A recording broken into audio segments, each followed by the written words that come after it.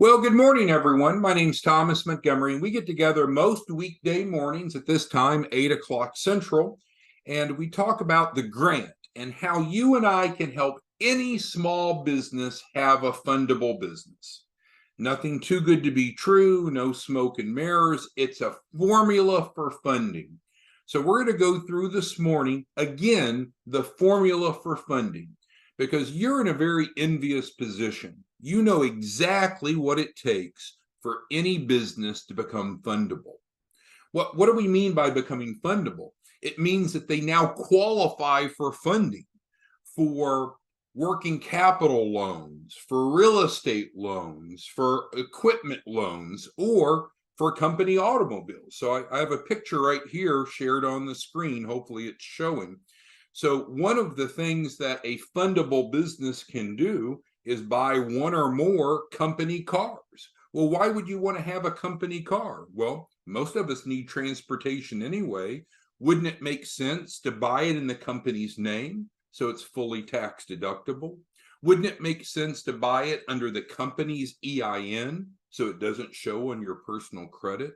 Wouldn't it make sense to buy it so you can leverage what's called the IRS tax code 179, which allows you to use accelerated depreciation? Therefore, it's almost like the government is giving you money to go buy a company car. So this is literally, if this picture's showing, the company car we picked up 10 a.m. on Saturday. Nothing to be to brag about, but each of you and pretty much every small business owner probably could benefit by having a company car. And that's one of the benefits of going through the startup business funding package is we have a fundable business.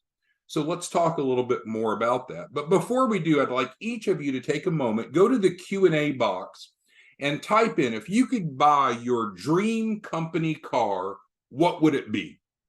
So Anthony, we got multiple Anthony's, and Audrey and Bernard and Charles and Eric, got multiple Erics, Felicia, Herman, Jeanette. I want each of you to take a second, each of you, Ken, Lanita, all of you, and type into the Q&A if you could go buy this week a company car that is under your EIN, that builds your, so it's a primary trade line, right? So it's going on your business credit, it's not showing on your personal credit.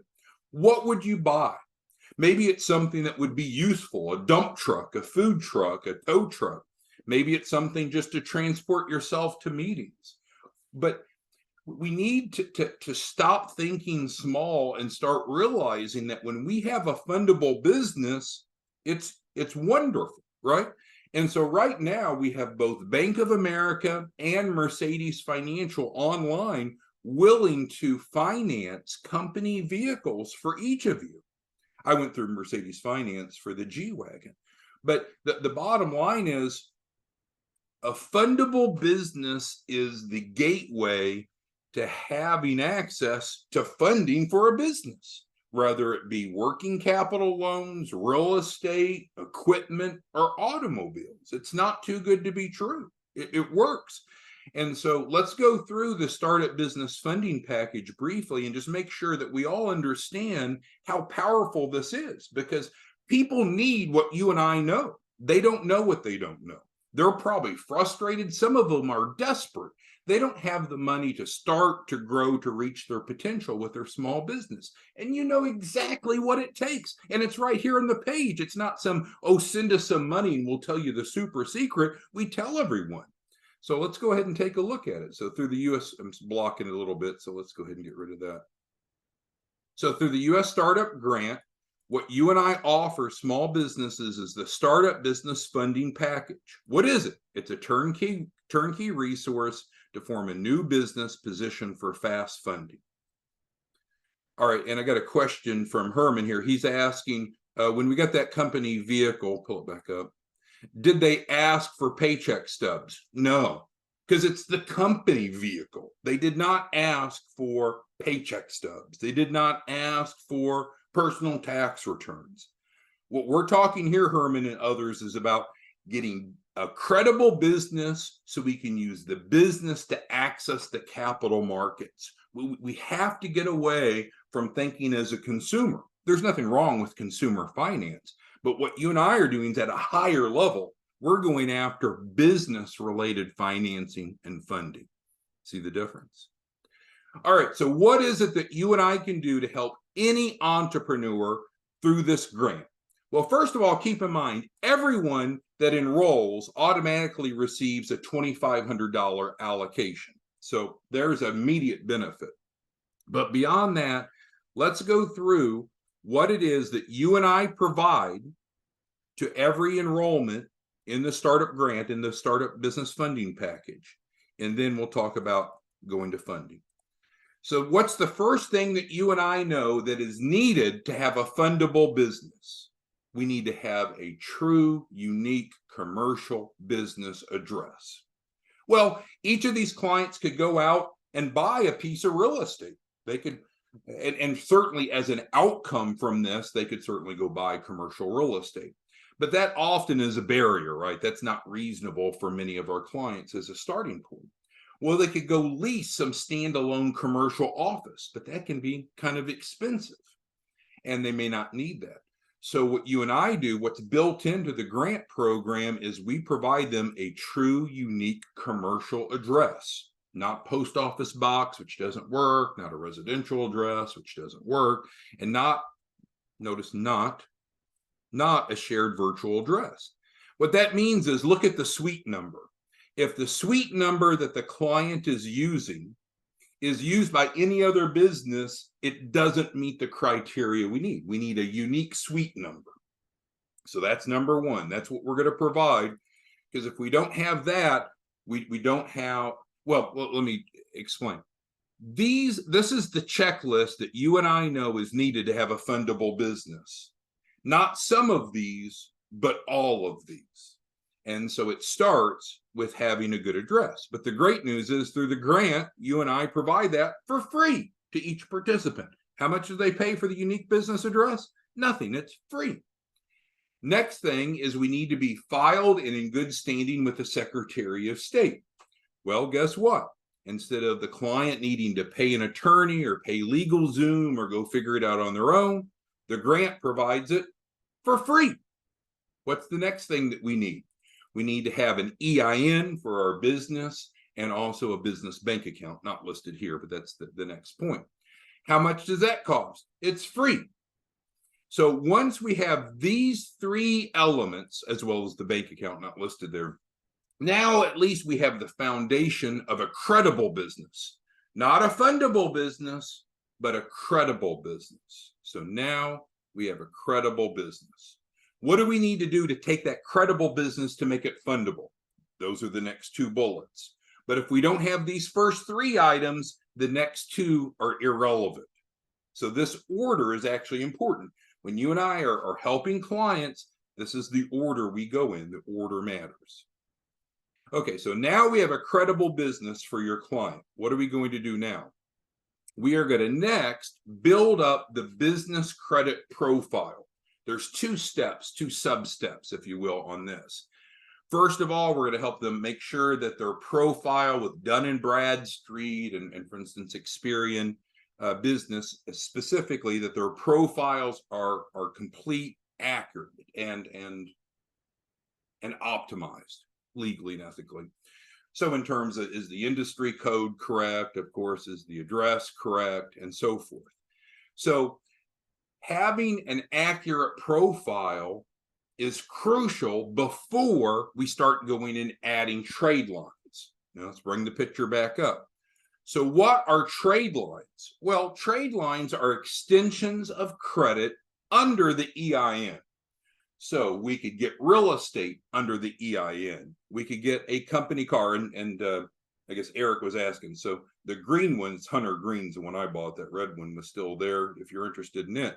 But the bottom line is, regardless of the type of vehicle, getting a vehicle loan in the business's name under the EIN that reports on the business credit is an example of a trade line. So we can get business credit cards. And some people say, oh, well, you've got to have a business for a while before you can do these things. I can tell you, we bought our commercial building within 30 days of forming the business. We just went and bought this and pulled it off the showroom floor Saturday morning. You can get a business credit card with a brand new business. So sometimes people will be confused or misled or just wrong and say, well, you have to have a certain amount of time in business. It's really not about the time in business as it is, do you have a fundable business, which of course is the formula that we're going through. So the bottom line is we're going to build out the profile through Dun & Bradstreet and Experian Business, for example, and then start helping the client add trade lines. Now we're going to work with the client to identify what trade lines they want, because if they don't need a company vehicle, we won't go get a company vehicle. It's okay. Maybe they want a business credit card, but whatever it is, or net 30 accounts even. But the bottom line is we need to show on the business credit profiles that we are responsible as in repaying back debt or using debt, using credit through the business. And again, you can see the trend here. We're talking about the business's creditworthiness. We're not sitting here talking about your individual. We're talking about the business. All right, so now we're to the last step of having a fundable business, because we had the credibility factors we took care of. We've built out the credit profiles. Now, the last thing we need to do is have our financials ready. And I can tell you, when I went into Mercedes, Trevor was the finance rep, and he's sorry, Tristan, not Trevor. Tristan is available to work with each of you as well. Tristan's going to ask for the financials of your business before they approve you for the car loan, the business car loan. Well, what are business financials? Well, we need to be able to put together business financials, specifically a balance sheet. Well, what's on the balance sheet? The balance sheet shows the business's assets and liabilities. Well, you might say, well, Tom, my business is brand new. I don't have any of that. Well, we need to fix that because we're not fundable. So one of the things that we do through the grant is it's called quick cash, but without the terminology, what that means is we transfer, really transfer $10,000 of assets over. We put that on your balance sheet. So now we have collateral for funding, which is great. And then we can turn around and help liquidate those receivables. So at this point now, what do we have? We have ourselves a fundable business in 30 to 60 days. Not so bad. So with that being said, now we can go to funding. Well, what does that mean? That means that we could apply lots of different places. I have one gentleman, and he's kind of irate. He wants a list of every bank that we could go to. And it's like, well, you don't understand, sir. When you have a fundable business, as long as the bank does business lending, we could go to any bank. Now, it's true that some banks are easier to work with for some industries than others. And for company automobiles, Bank of America is preferred, for example. So there's preferences, but this isn't about, oh, we can only go to a certain list of banks. I mean, do a Google search, and every bank that does business funding is an eligible bank. People get confused. They think that there's some magic with some specific lender. No, we have a fundable business. However, there is the Chapman Fund, which is an unusual source of capital. The Chapman Fund comes from a taxing authority. So instead of needing to go meet the criteria for a bank loan, we can go through the Chapman Fund. So it's tax money that's set aside to start and grow small businesses. So thumbs up there. But there are limitations, and people get very frustrated. And I think a couple of you that are on the call right now have become frustrated with me on the Chapman Fund, because it will cap out at $250,000. That's as much as they'll go, no matter how strong your business credit is, no matter how smart you are. $250,000 is it. But you might say, well, don't give up. What we could do is use the Chapman Fund as an initial tranche and then go after other sources of capital afterwards. That's very common. Or some of you are actually going through the startup program multiple times with different entities to multiply that out. But I have to be transparent. So don't come to us thinking you're going to bring a client through this and they're going to get $5 million from the Chapman Fund. No, we need to plan on no more than $250,000. But then, since we have a fundable business, we can move on to other sources of capital. But it's just, don't be caught up thinking, oh, it's some certain special bank. It's not some certain special bank in general. It's the fact that we have a fundable business. All right, so the bottom line is our 501c3 nonprofit can help your business get positioned for funding with no risk. Our 501c3 nonprofit started in 2016. I've told you many of you the story before. A group of us were teachers, and I taught accounting 1, accounting 2, economics, business information management, and computer programming. So not that you really care about any of that, but the point is, we put together this innovative financial literacy curriculum. So we were teaching these types of concepts to students. We were doing business plan competitions, and we were in the national press. You might have seen it a few years ago. But the bottom line is, we started getting these calls from the parents and the community members saying, what in the hell are you guys teaching these kids over at Aubrey High School? Aubrey, A-U-B-R-E-Y, just outside of Dallas-Fort Worth. What are you teaching these kids at school? We need to know that. So then all of a sudden, we started getting asked to come out and teach this curriculum at churches and chambers and apartment complexes. So once we get to that point, we realized, well, we need to take this out to the broader market. So we went from just teaching children about financial literacy. We formed the nonprofit, and then, of course, it's grown and evolved to where we are now. You'll find on chapmanloanprogram.org a number of grant resources. So if you or someone you know wants to participate, there is a 2-step process, 2 steps.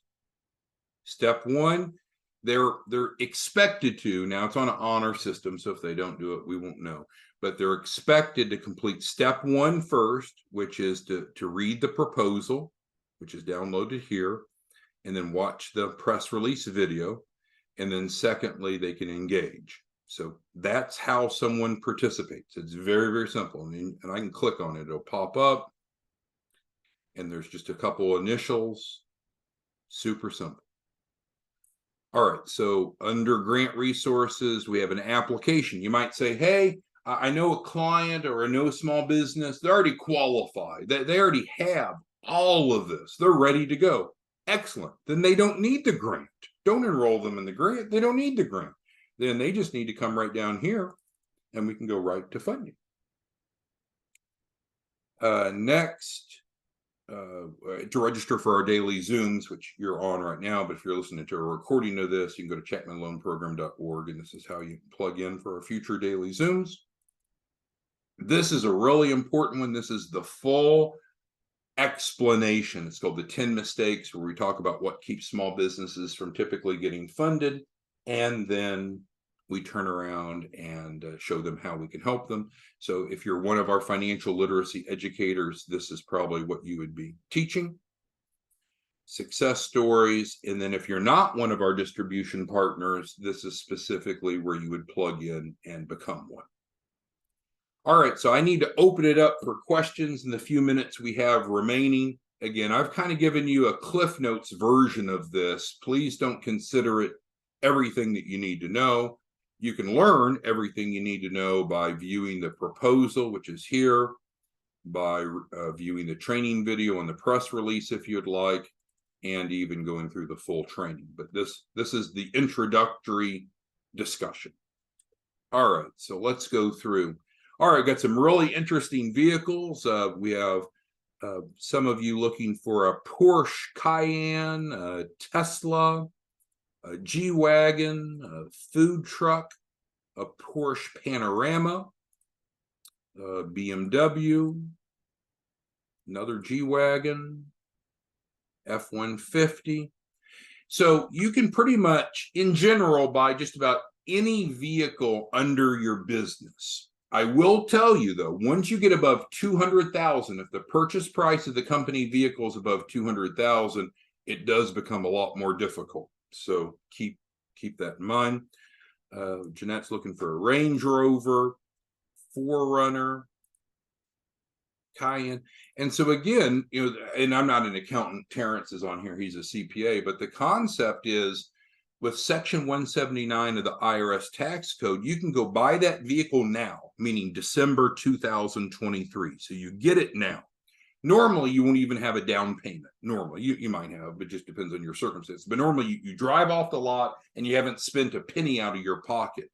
But since you acquired it in December of 2023 with Section 179 of the IRS tax code, which I'm not an accountant, so don't quote me or hold me accountable for the details on this, but what it allows you to do is to write off the full amount, even though you've not paid for it. Because let's say that you're financing it over a number of years, you've not paid anything on it yet.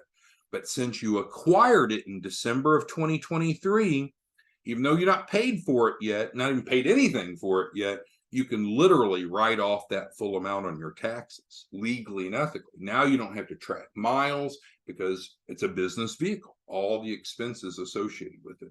So again, for you all that are distribution partners, for your own selves, for your branches, why not have a company vehicle? Why not? If you have a vehicle at all, let's make it a company vehicle.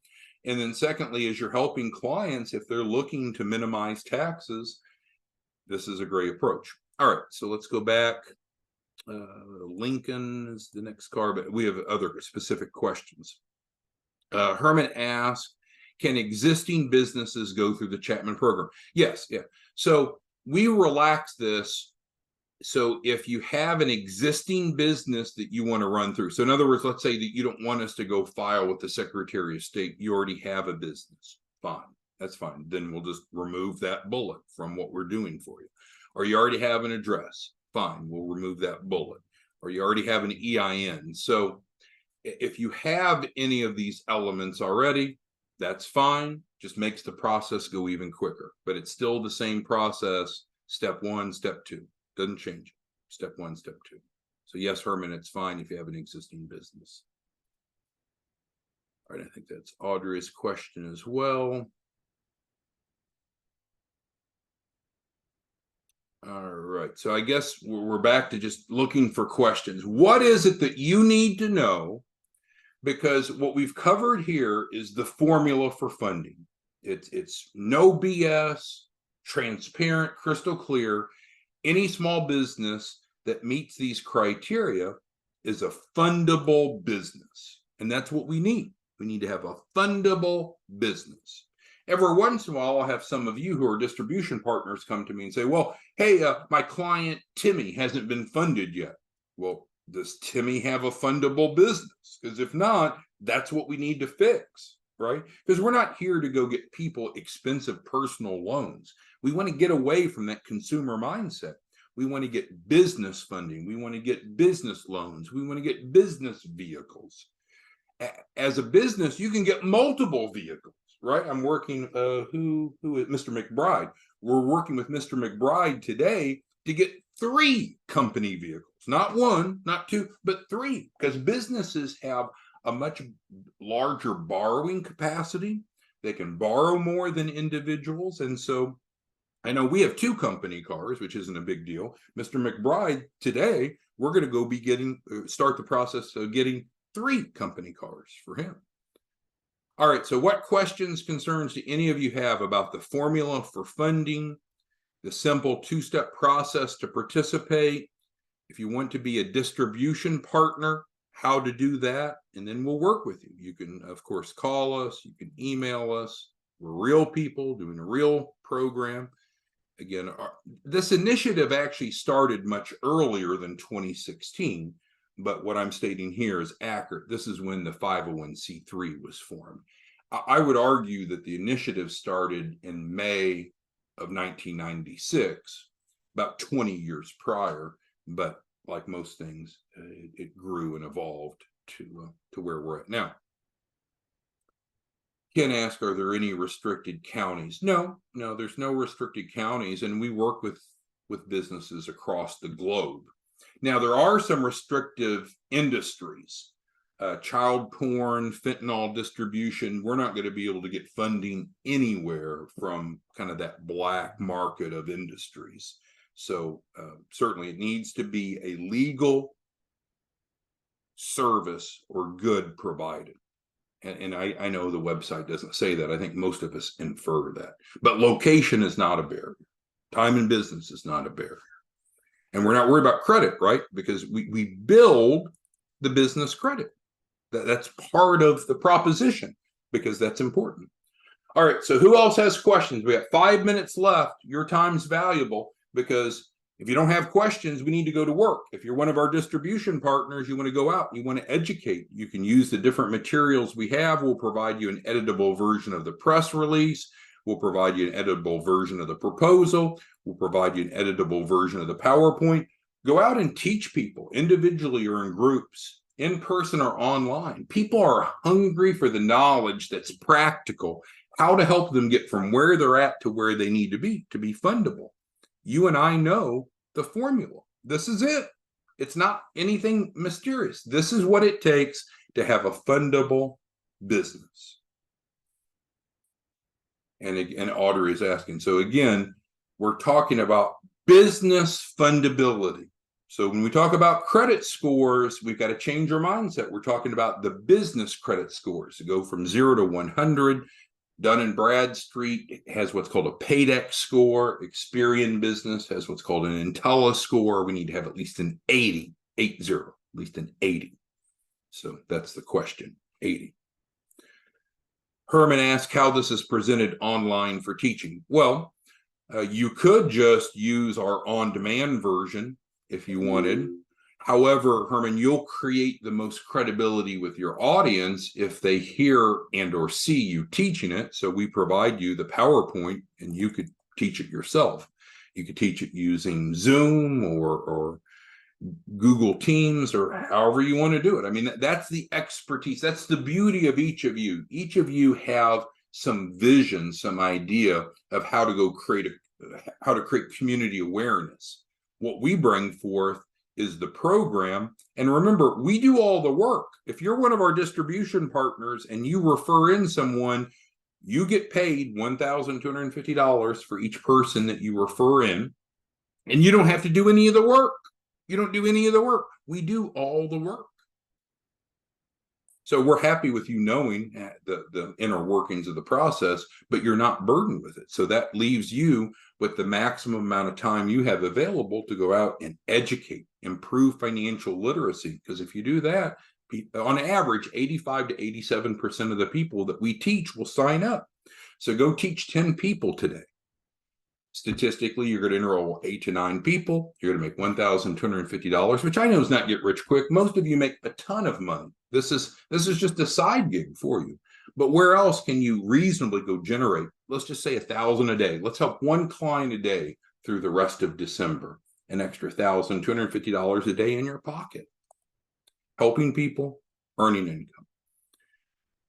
All right. So with that being said, I don't know what else to do, right? You've got the resource, chapmanloanprogram.org. I've given you the overview. You can come in and spend more time if you want with the resources that are available, but it's time to take action, right?